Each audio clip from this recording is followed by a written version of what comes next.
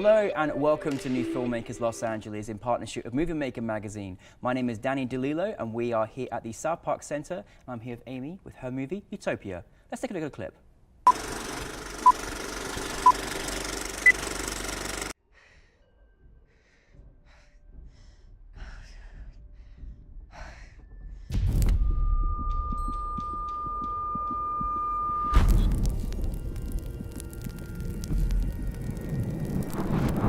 I'm sorry, but I strongly recommend returning life support. It is time.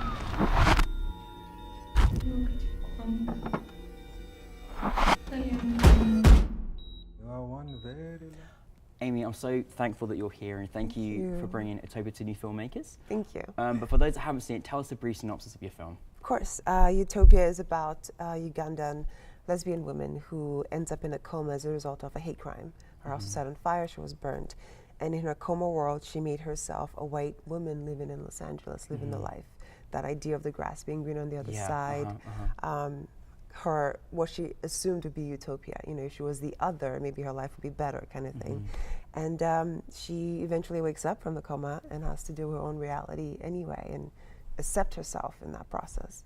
So Such an amazing story. Thank you. It really is, and so powerful, really powerful. Where did your inspiration come from in creating this story? Well, let's see. I read an article years ago. It was about the 1960s. There was a protest during the 1960s. There was a march, the black people marching, and a group of white Caucasians protesting the march.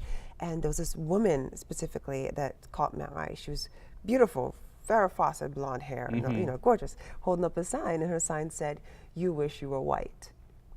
And that sign, just like that, those words just stuck with me, you know, because I was like, wait, you know, you wish you were white. There has to be something that'll make her feel like you wish you had this, you know? And it got me thinking, like, do we think that way? And if we do, are we honest enough with ourselves to admit that? Is it taboo? How do people feel about this? Because there's always that idea of, if I was the other, would my life be better? And do we admit it?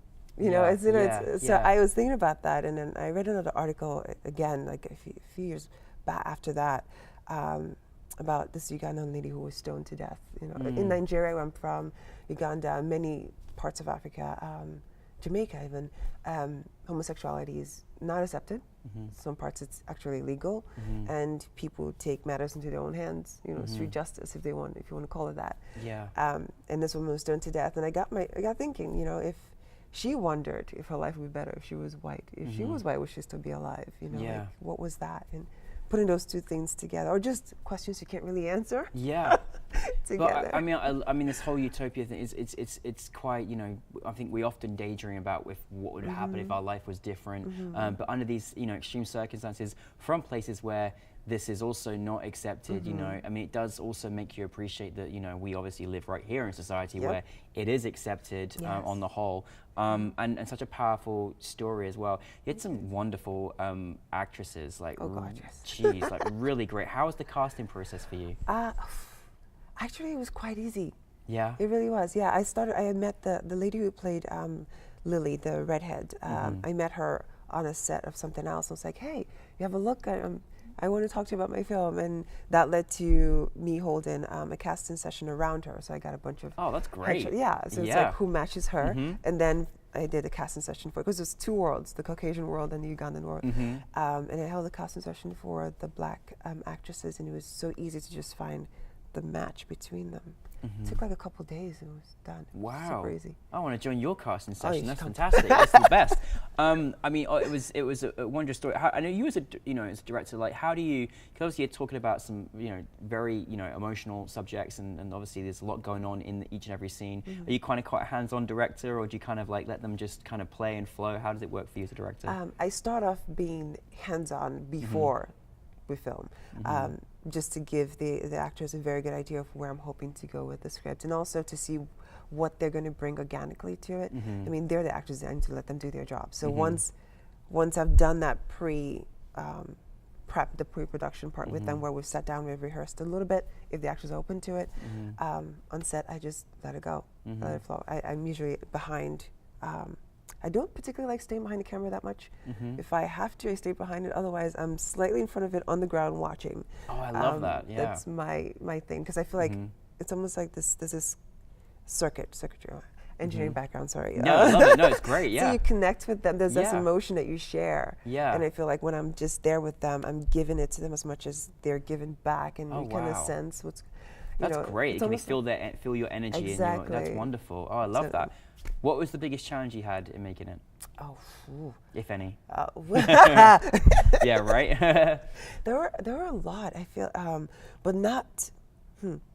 I feel like all the challenges actually added to what this film became, because you get creative in what you want this and you don't get that, so you get creative and in working with what you got instead. I feel like the biggest challenge for me was budget. Yeah. Budget is always a tough one, isn't it? It's like getting everything I wanted for the amount of money that I had. Yeah. And I thought I had a lot of money. Yeah.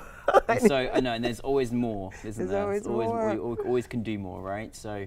Well, it's tough to manage the budget, but it's such a great thing when you've actually made it and you're like, okay, maybe it was worth all the money that got put into it, and it certainly was. I think your film is one of those ones that, you know, it's like magic when it hits the big screen, you know, because you can see it on, you know, when you're doing the editing room and working through it. What was that experience like, you know, at NewFilmmakers LA, to watch it on the big screen in front of an audience that don't know what they're expecting? What was that feeling like you as a filmmaker? Utopia. Yeah, Utopia. No, it was just, it was, no, it was so nice. It was surreal, you know. It was one of those things that you just sit back and you're like, "This people are getting this," you know. Yeah. Like you hear. Isn't that a great feeling? Oh God. Yeah. It makes all the tears and the banging your head and the wall just worth it, because you see someone there go, "Oh," or you see someone like, "Okay," and the nod, or you hear people like at the very end just like a rapturous applause because they're really. Or people come up to you afterwards like, "I really liked this person. I really loved this." It's, and of course you sitting back and watching it and going, "I did that." You know, and it's special because, you know, when you're making a film as well, where I would say you're making it's always great to be entertained, but when you're making a film where you go out slightly altered and different by what you've just seen, you know, may have new perspectives, new eye-opening, you know, education, etc. Is that a nice feeling to make a film like that? Yes. You know, absolutely. I mean, it's always it's great to have those films that allow you to escape and just have a great time, for sure. But I feel like the one thing I know for myself, growing up in Nigeria all the way through here, what films did for me when I wanted the escapism, I got it. It was great. Sound of Music was one of my favorite things to watch over and over again. But then when you watch 12 Angry Men, which is one of my, I love that film. There's another film, Red Violin, that's another really good one. When you watch these films that deal with epic issues or have you sit there and think and like, well, if that was me, what would I have done? Or those films I think are amazing because they put the question in front of you, and either you realize there is no way to answer this question and you have to be comfortable with that, or you have a conversation with someone else and find an answer to it, you know. So I think I love films like that for sure.